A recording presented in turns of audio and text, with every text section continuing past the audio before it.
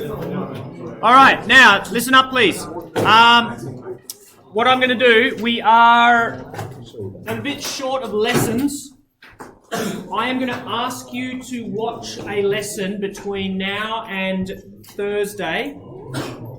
Sorry, try again. Between now and Wednesday. And I'd like you to have watched it. You've got tonight, you've got tomorrow night, and copy everything down. I want us to just catch up a little bit. On Tuesday, 30 minutes of that lesson is going to be assigned to doing the practical validation. And just remind me at the end, I'll put the screenshot back up on the screen, and I might also chuck it on the OneNote. You can have a quick look at the experiment that was conducted, and you can sort of figure out the kind of data that you might be expecting. Okay? So, after today's lesson, I will send you a link, and hopefully it will lead on. Now, if not, I'll find, if it's 5 minutes into the second lesson, then I'll give you the time link, and you'll click on it, and it'll just direct you to lead straight in. Okay? So, here is what Isaac Newton, well, first off, momentum is an object's inertia in motion. It's an object's resistance to change if it's moving. Okay? And also it could be described as if an object is resisting movement, we've got to force it to start moving. Okay? So, this is why I teach this now after Newton's three laws, because here's what Newton said. He said that the sum of all forces equals ma. Wrong. That's not what he said. That is not Newton's second law, because A equals V take U over T. So we can write this now as M. Outside of V take U over T. We can expand out our brackets. That becomes MV take MU over T. Okay? Now we've got this new term. Mass times velocity. That is called momentum. So, Isaac Newton said that a force acting in a certain amount of time, in fact, what I'm going to do, let's multiply both sides by time.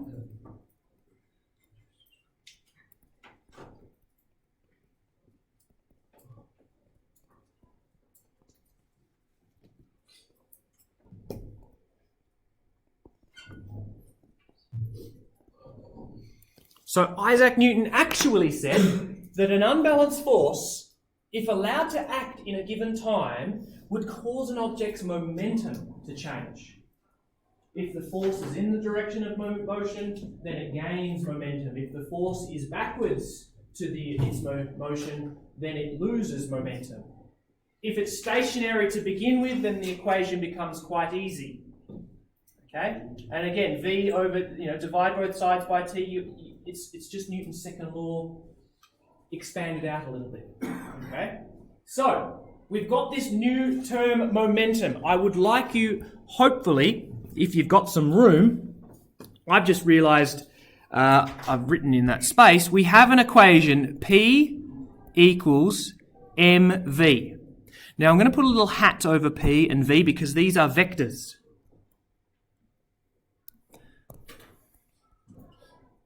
Now let me put my little red arrow here. Momentum is a vector. It has direction.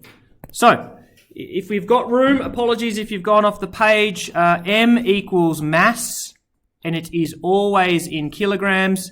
V is velocity. It is always meters per second. P is momentum. And if we look at the units, you're basically multiplying the unit of mass by the unit of velocity, and so it is kilogram meters per second. There is no unit or derived unit, so we don't have P's or N's or W's, or it's just kilogram meters per second. Okay? So a car travelling along a freeway might have 100,000 kilogram meters per second of momentum west, if it's travelling west. An object falling at some point, it might have 200 kilogram meters per second of momentum downwards, dependent on only its mass, how much inertia it has, and how much velocity, how much movement it has. That's how much moving inertia it has. Mass times velocity. Okay? So, there is the statement. Okay, that is what Isaac Newton said.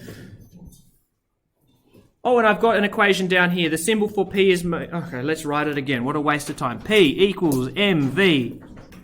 Sorry, I should have written all that crap that in the top right corner down in here. So, let me just do a good old draggy. Write it again. Oh, try...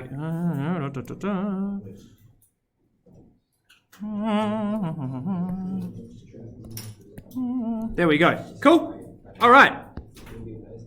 Now, this is so easy, we're going to do 2 examples.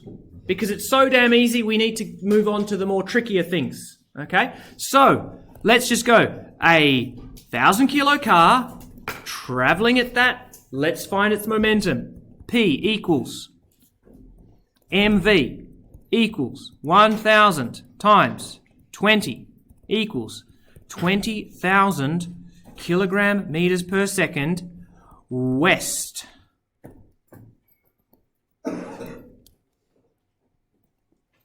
Okay? Please remember the direction.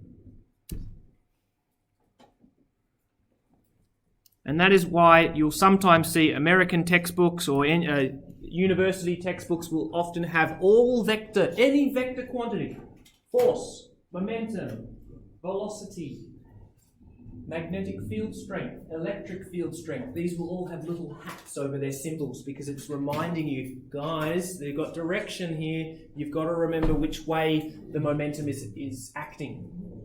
Okay? Or in which direction does this thing have its inertia in motion.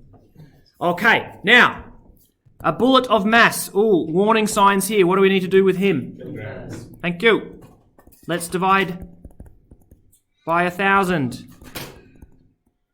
Cool. We've got our momentum. We're asking for V.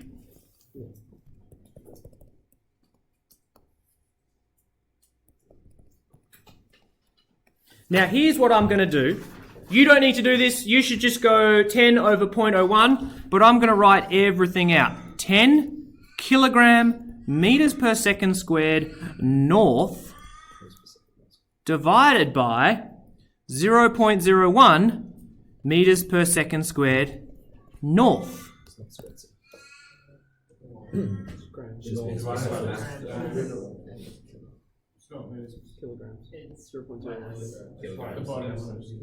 Ah, thank you.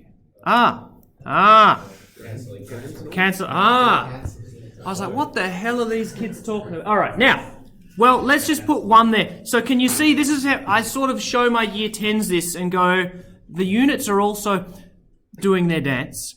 But all you need to worry about is you get your calculator out and you let the numbers do their dance and you do 10 divided by 0.01 and your answer comes out as 1,000. But then also, the units will do their dance and it simplifies to meters per second. And then what we have here, this is a scalar multiple of a vector. You're taking a vector and we're just dividing it by 0.01. All right? And so, looking at the units, north does not have a north division. And so it just stays. If you take a vector and divide it by a scalar multiple, you still have a vector. Okay? But you don't need to do that. All you need to remember is that a v is velocity. It still has direction. And an object's velocity is in the same direction as its momentum. Okay? What I was trying to do in the back of my mind, let's just do this same example, but m equals question mark, v equals 20 meters per second south, and momentum is 300 kilogram meters per second south. This is what I was thinking of doing. M equals P over V equals 300 kilogram meters per second south over 20 meters per second south.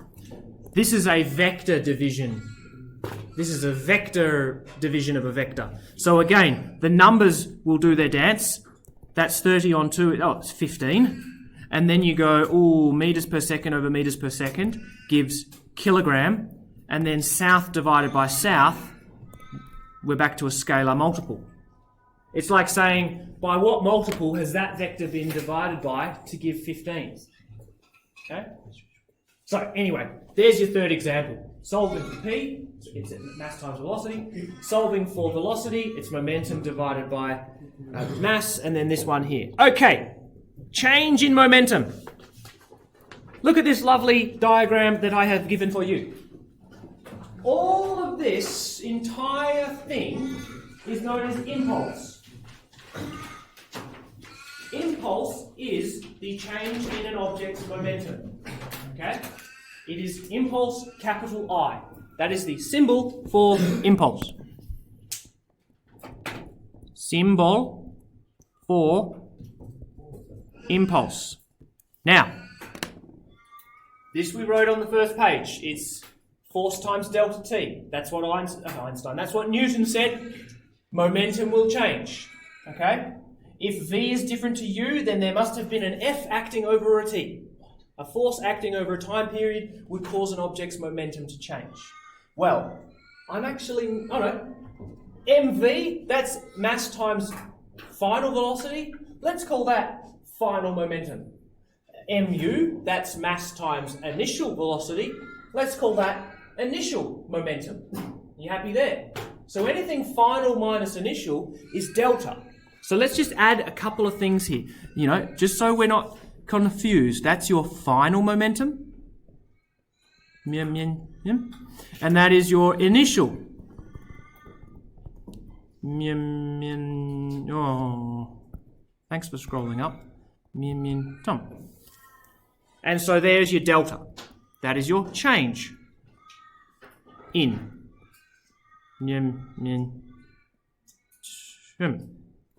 Okay, so delta, final minus initial. Yes, Scott? So if an object was at rest, does that mean its impulse is equal to its moment? No. If the object was at rest, then that whole term there and that whole term there is zero.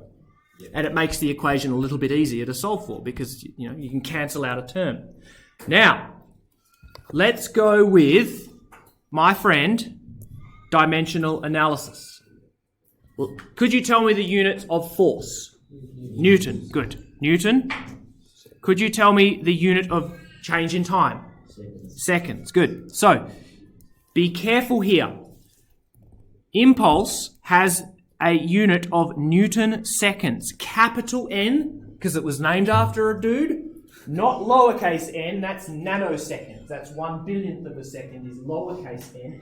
Capital N, little s. But there's two ways we can get to change in momentum. One of them is simply to go, what is mass? What is the unit of mass? The kilogram. What is the unit of velocity? So it's also the kilogram meter per second. Now, that's it. These are equivalent. So you can be cheeky if you want. If you want to express the momentum of an object, you can say Newton seconds north or kilogram meters per second north. But one final little fun bit from F equals MA. I can show you that we've got a kilogram, a meter per second squared. That's a unit of Newton times S gives us kilogram. One of the S's will cancel. Kilogram meters per 1 second. Okay, and so either. That one, does that look nice on the screen? No, it doesn't. That one or that one. Okay? All right. Let's get over the page, please. No, we won't. Let's go to the bottom of the page. So, I'm going to split this down the middle because it turns out we could really solve this two ways. Let's go the momentum one first. Let's go what we want. Momentum. And we're basically going to take from that purple equation, we're going to take the ones that we want. Well, what have we been given? We've been given mass. We've been given initial velocity, we've been given force, we've been given time, and we want delta P.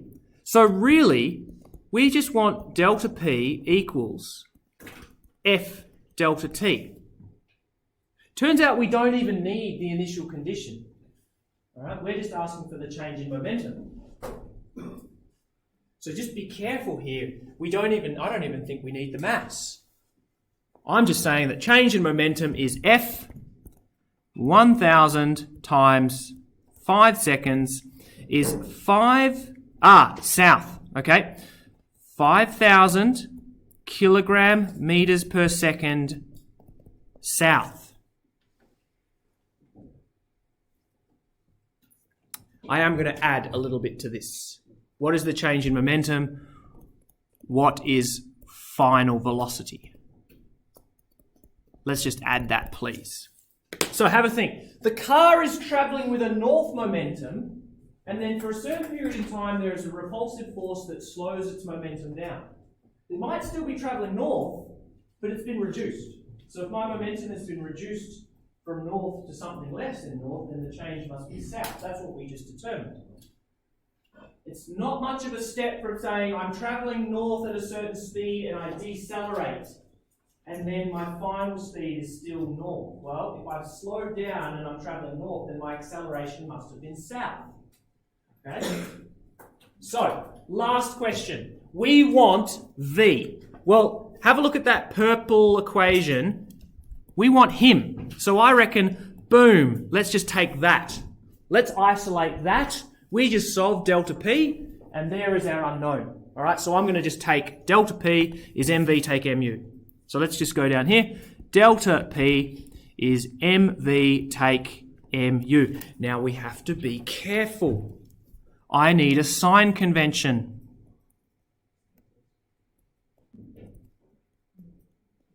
Let's take north as positive and south as negative. Okay?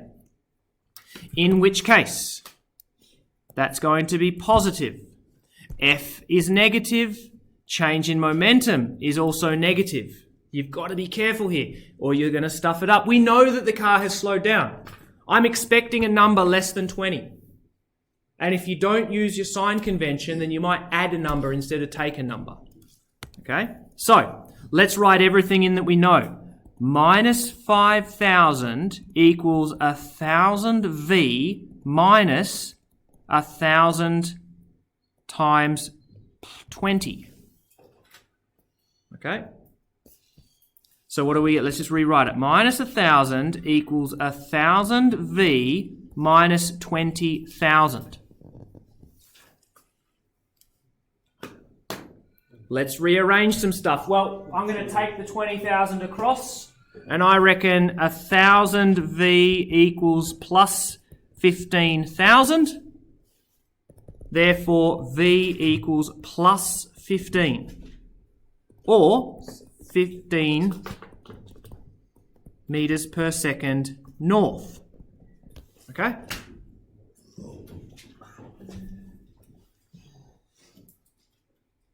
So it's a little bit involved, but we can change. If I know the initial momentum was 20,000, the change in momentum was minus 5,000. Okay, now the car only has 15,000 kilogram meters per second north. Okay, so started off with 20,000, we removed 5, it's now travelling forward with only 15,000. Okay? You might notice if we divide through by m, then we're just left with A equals V take U. It's just acceleration. All right, we could have done this with acceleration. All we've done is just multiplied it by an m. Now we're calling it momentum instead of velocities. Okay, so this is where we're going to go. Let's go over to our old friend Suvat. Oh, what's going on with... Can you see that? Oh, he's back. All right, now Suvat would go, well, okay, little side mission. We would need to find the acceleration. So we go, okay, well, that's minus 1,000 over 1,000. That's 1 meter per second south. So while the car was braking, it was decelerating at that rate. You go, okay. V equals U plus AT equals plus 20 plus minus 1 by 5 equals plus 15. Well, that actually turned out to be a much easier example if we did it this way.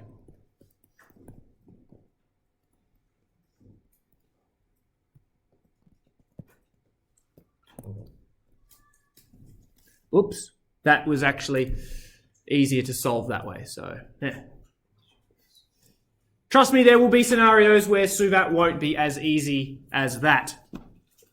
Okay. I've kept this in for the past 10 years. Everyone enjoys Assassin's Creed 1 when it was still good.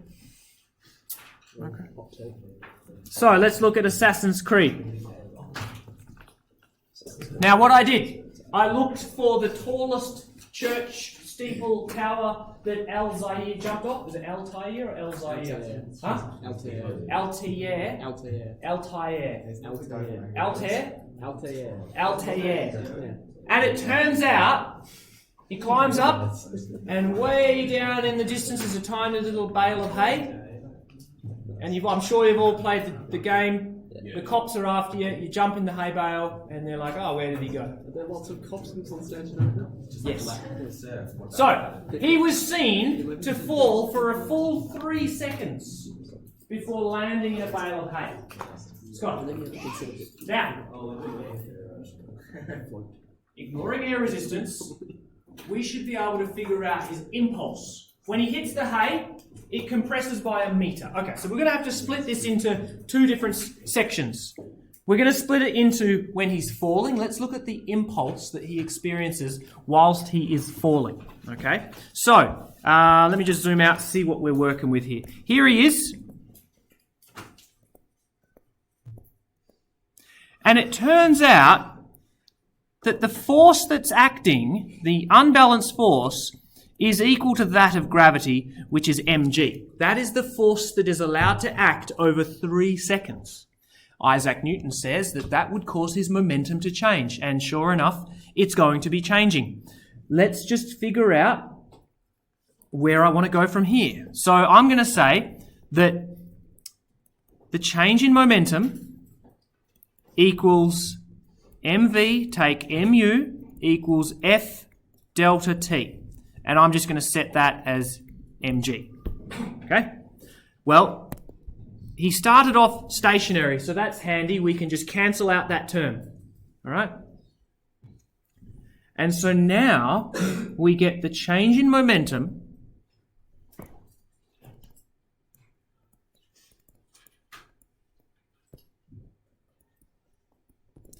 Does that look pretty familiar? Like if we just don't cancel this out, but if we v equals g times t, if u is 0, it's v take u equals a t. It should look familiar. Again, all we've done is we've lumped on a mass. Okay. What am I doing here? Let's find the change in impulse. So that's going to be 80 by negative 9.8. by 3 seconds. That is negative 2,352 kilogram meters per second. But you never leave vectors in ups or downs, so we'll say that it's 2,352 kilogram meters per second down. Don't worry. Then, if mv equals that, by the way, that is the impulse, which is mv because he started off stationary. Therefore, v is going to be, v is going to be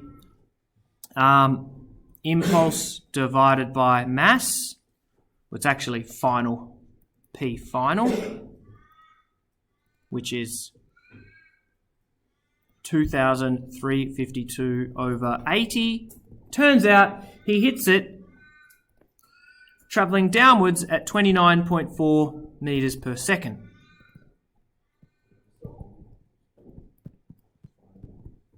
That is over 100 kilometres per hour.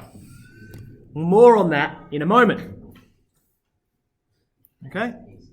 Obviously, there are a few slight things we need to consider that as he starts to get faster and faster, yes, there would be some air resistance, and so the net force would reduce.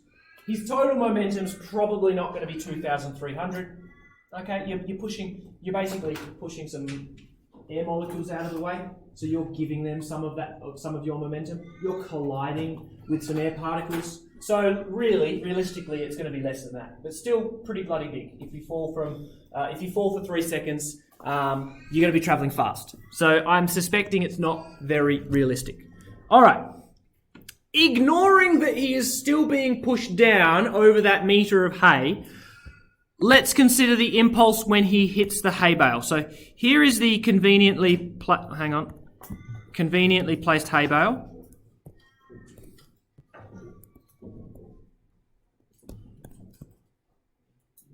Okay, which is seen to compress by 1 meter. Now, if S equals because he's still going downwards, all right, so we're going to have a negative 1 meter displacement. There's going to have to be some upwards force that acts to take away all of that momentum. For him to be at rest in this second scenario, F times delta T must be 2,352 meters upwards. Okay?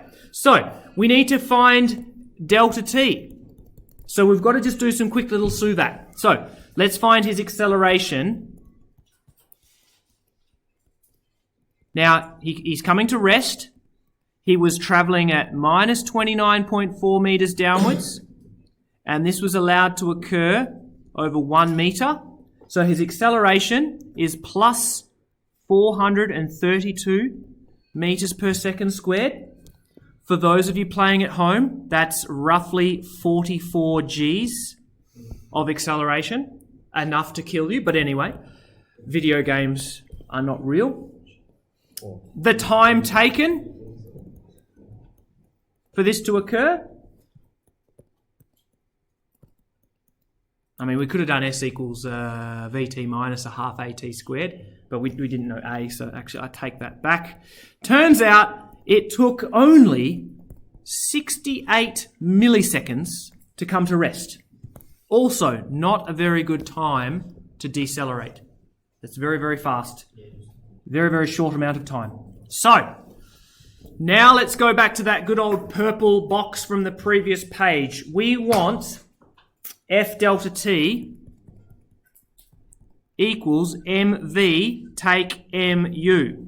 Again, conveniently, he's stationary. So F is going to be negative mu over delta T. So let's take negative 80 kilos, travelling 29.4 meters downwards, occurring in a time of 0.068, gives 34,588 newtons.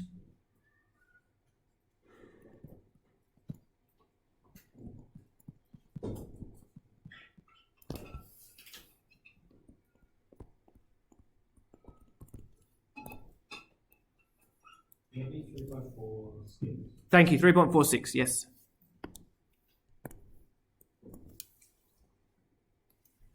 All right, so that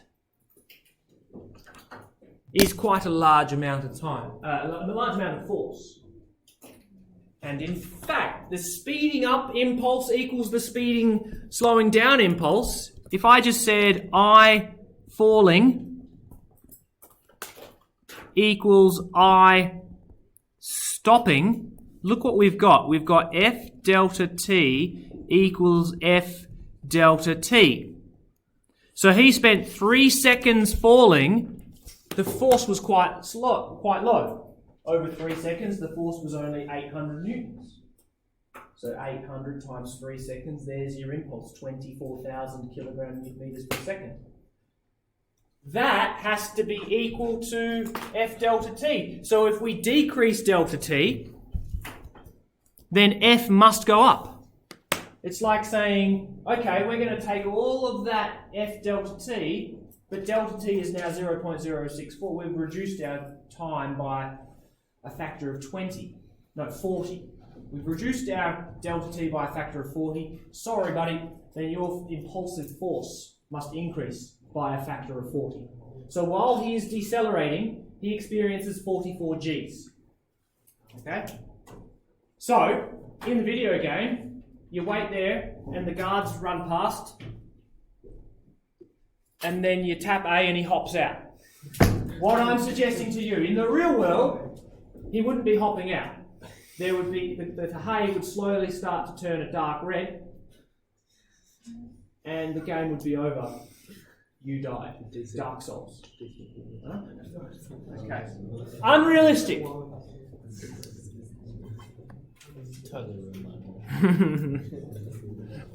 Okay. I'm going to give you 2 examples for cars. Now, Farad, there is a she statement in physics. Science as a human endeavour. Yeah. Hugo, in this topic of motion and forces, the she statement is referring to collisions in cars, things like airbags and crumple zones and safety barriers on freeways. You need to understand the science behind those 3 things, which are all aimed at reducing the force that acts on a human, which reduces the physical effects, the safety effects. Yes? There's also like on some roads, like go around corners, there's emergency like stop lanes where you have like gravel or sand and Yes. it stops trucks that are like Yes. they're locked. Truck arrestor beds. Much better to do that over 100 metres than to plough into the side of the mountain. Yeah. You'd stop over 1 metre. That is the same principle. Let's have a look. Here's the thing. If you are travelling in a car and you come to rest, you can do that a number of ways. But in each scenario, your change in momentum will be the same. MV is 0, MU was the same value, it's the same damn number. But what I'm telling you is you have options. You could do it over a larger time. And in doing so, that would reduce the force. That is the safest way to do it. It's like saying Zach Stanley. Oh, Zach, hello. It's like saying you're driving your car, you've got options. You need to stop. You need to remove all of that momentum. Well, you could apply the brakes, and over a large period of time, you come to rest. That would be the lowest amount of force that would act on you. Or you could choose not to brake and just plough into the back of the truck that's at the stop sign. That would cause you to stop very, very quickly. Your time would go down. The amount of force that acts on you would increase. So please be aware that the impulse is the same. The motorist that safely applies the brakes over a large amount of time and a large amount of distance and a large amount of time has the lowest force, and the person that careers into the back of the truck also has the same impulse. But we're changing those 2 variables. If delta t goes down, then F must go up. Okay? So, because of that, cars have been given crumple zones. Have a look at this image of a 2004 Subaru Forester. I don't know. It looks like a Forester. What we have here is called a safety cell, and then crumple zone. All right? Now the front of your car, the front of your car is actually designed to be wrecked. And often you will see car crashes where the front of the car is completely stowed in and it looks like an absolute carnage, but it was designed to do that. And often, this is why in the insurance industry, cars are very quickly written off, because it doesn't take much for that zone to crumple. It's there to protect the occupants, okay? And it might even be a low-speed impact. It might only be 20 or 30 kilometres per hour, which is relatively low. But if that crumple zone hits and comes to rest, it's basically allowing you, the occupant, to remove your momentum in as long a period as possible. Okay, so let's just, well, if you've got your little green pen, let's draw you, the occupant, in the car. Okay, and let's put some time to this. Let's say that you are travelling, you with a mass of 60 kilos, are travelling with a speed of 15 metres per second. So that's about, I don't know, 50 kilometres per hour, just under. And you have to come to rest. Well, okay, let's figure out your impulse. Impulse is F delta T is mv minus mu. Okay, well, let's use this side. That's equal to 0, and so it's going to be negative 60 by 15 equals negative 900 kilogram meters per second. Okay, so that negative means that it's in the opposite direction. If you're traveling north, the impulse must be south. Okay. Now, what we haven't discussed is how quickly I'm allowed to remove this. Okay? I don't know what my delta T is. Ideally, in my Subaru Forester station wagon, I'm going to allow that to occur over 10 seconds. Oh, look, the light is changing. I gradually apply the brakes. Over 10 seconds, I stop. That would be very, very nice, because dividing this by 10, 90 newtons. That's easy. I can apply 90 newtons on Zach. There you go. And if that was in a moving frame of reference, he would have gone from 15 metres per second to 0 in 10 seconds. But I'd just be there staring at it for 10 seconds. But we're not going to do that. Let's suppose, okay, we're now crashing. This is not good. I need, for my safety, my delta T must be as large as possible. So let's say that our car is allowed to crumple over 0.8 metres, you know? So the front end gets pushed 0.8 metres back.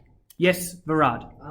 You know, you talk about the car being able to crumple quickly. Mm-hmm. So why aren't the concrete barriers on the freeway made with a material that's easily smashed? That's a wonderful question, and we will come and look at that in about 4 minutes' time.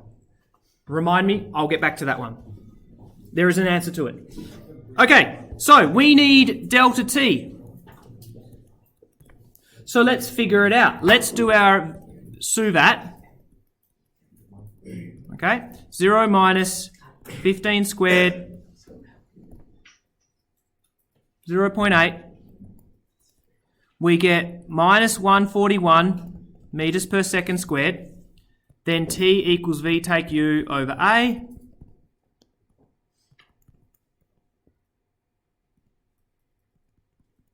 Unfortunately, the time is still quite small, 0.106 seconds. So there is your time.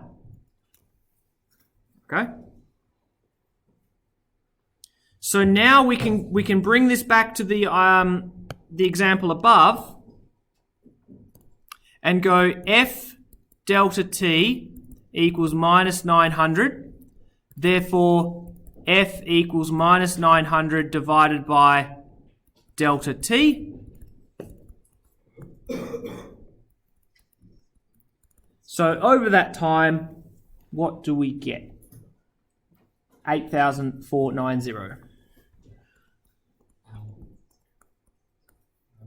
Yeah. Now, in fact, in any... hopefully you haven't experienced forces in the order of 10 to the 4 on you, because that would be crashing or falling off buildings or getting tackled by a first rugby player. The easiest way to try and compare it is finding the acceleration and dividing it by gravity. So that one there, that's roughly 14 Gs, 14 multiples of gravity. But it's only occurring for a tenth of a second. Okay, so that's the thing. You might have seen fighter pilots training in the centrifuge where they spin them up to 10 Gs and they're there like gasping for breath and they pass out because often their heart can't pump blood to their brain. That's sustained continual Gs for many, many seconds. This, it's all over in a tenth of a second. So you might feel that bang, that force over a tenth of a second. Okay, so yeah, you might get the whiplash occurring. Okay? Now, let's just quickly bring it back to airbags. Same deal. Sometimes, when the car stops in a tenth of a second, In a tenth of a second, you might have travelled forwards, well, by 1.5 meters really. In 1/10 of a second, you with your inertia would continue travelling forwards. Okay, not 1.5, but you're going to still travel forward. And as the car is coming to rest beneath you, the steering wheel is going to be approaching you at quite a large speed because, well, it's stopping and you keep going forwards. So not only do we have the crumple zone, we also have the airbag which is deployed. If the crumple zone was it, then you would simply go smacking into the steering wheel at 15 meters per second. Right? So obviously what needs to happen in less than it's not even 1/10 of a second.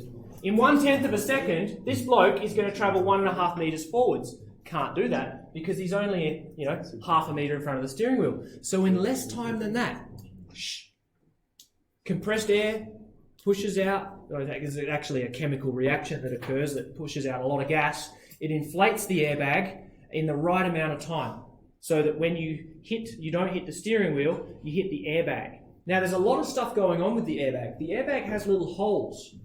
The airbag will only protect you in the next 1/10 of a second.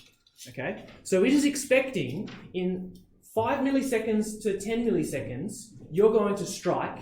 And then in the next 1/10 of a second, you're going to push air out of the airbag. There's these little holes at the bottom.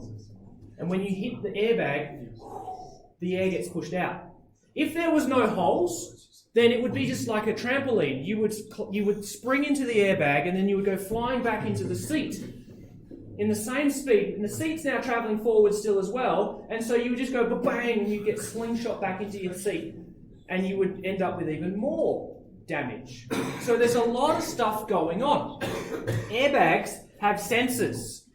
You don't want the airbag going off if you just accidentally nudge the car in front of you at the shopping centre and no one saw. Sweet, get out of here. Right? You don't want that occurring. So the airbag has a certain accelerometer.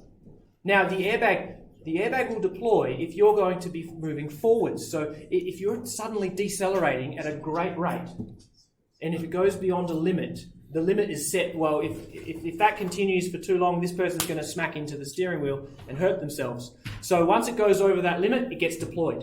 Okay? A side impact, right? Most cars nowadays will have side airbags. You got what? Oh no, I was just saying they've got airbags like Yeah, they got what my car doesn't. If I get a side impact, I'm screwed. But you guys are in much nicer cars than mine. There's side airbags. So have a think. If you're going to get hit by a side-on impact, it's actually more dangerous because the safety cell is not going to crumple. And so a side-on impact, the car is going to suddenly accelerate that way. The front airbag is not needed. All right, so there will be a side-on sensor that goes, we've just been hit by a side-on impact, and then you'll get the airbags deploying on the side of the windscreen and the door. Okay. Obviously, these are designed to be destroyed. They're sacrificial. So you'll notice all of this before the pole, all of that is collapsible. In America, they often have very large plastic tubs that are filled with water. And in some action movies, you see cars hit the water rather than hitting the concrete. The water goes flying out. The momentum is active. The change in momentum is acting over a larger time. Now, Varad asked about the concrete barriers. Now, they are not as safe, but on a freeway, most cars will maintain their forward momentum. All right. So if you strike the side of a freeway barrier, it's only the horizontal momentum. So if you strike it, say, 20 degrees, then it's only the horizontal momentum. So then you times your velocity by sine 20. Yes. So it's designed so you But can hold rebound on. and keep If you're on the far end of the freeway and you get clipped and you start turning, then it can be quite dangerous. Because if you hit the concrete wall head on, not travelling forwards in the direction of the freeway, but heading side on, then that can be very dangerous. They've figured out, though, that is a very rare occurrence. You're more likely to glance off the side of the wall or the barrier. In the last 0 minutes, could you please consider all of the occupants in this maxi van, which is not very safe, because maxi vans do not have very large crumple zones at the front. I would like you to do exactly the same. Consider the poor old occupant. This time he's travelling, or she is travelling a little bit faster. 20 metres per second, not 15 metres per second. Okay? So I'd like you to do exactly what was done at the top. Okay? Find for me the acceleration and the time. Okay? Oh, it's racist. Evil kids.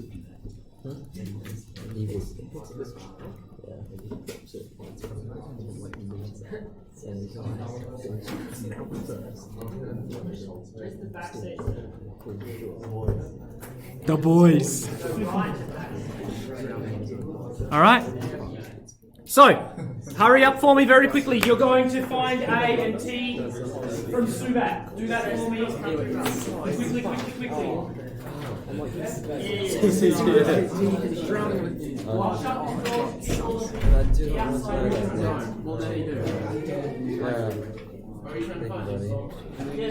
Find the force on the occupants as they only crumple by 0.2 meters.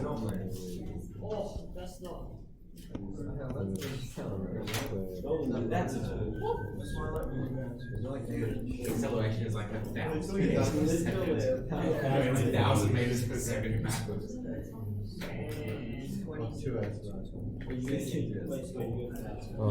So it's 400 over 0.4 It's 1,000 meters per second. per second squared. Yeah, backwards. Oh no. Come on, guys, you should be doing this. Wilson, do your work. You staring up into space. Get back in the classroom. How do I get negative time? You should have a double negative there, boy.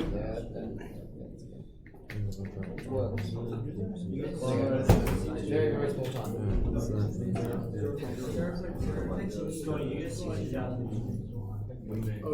Okay, there's our delta T. Now, normally this would be given to you in a question because this question is asking for momentum and impulse. It's not asking for Subat. So, it might just say that the car decelerated in 20 milliseconds. So now, F delta T equals MV take MU. 60,000. Oh, that's some dead kids. Let's go simulate. Sorry. And, it's a 60 kilo kid. Dude, that's over 100 Gs. Oh no. Oh no. Okay. Oh no. Good fence. Okay? Please recall, we didn't actually solve for the change. That is the impulse there. We never solved for it though because the question didn't ask. That is the change in momentum of the person. The change in momentum was 1,200 kilogram meters per second in the opposite direction. Unfortunately, that person had to remove that in 20 milliseconds rather than 100 milliseconds. So they experienced 5 times the force. Okay? On the upside, some parents are no longer paying school fees. Well, that's only going 20 minutes per second. Have a wonderful day. 7K. I'll send you the screenshot of the practical. It's tomorrow.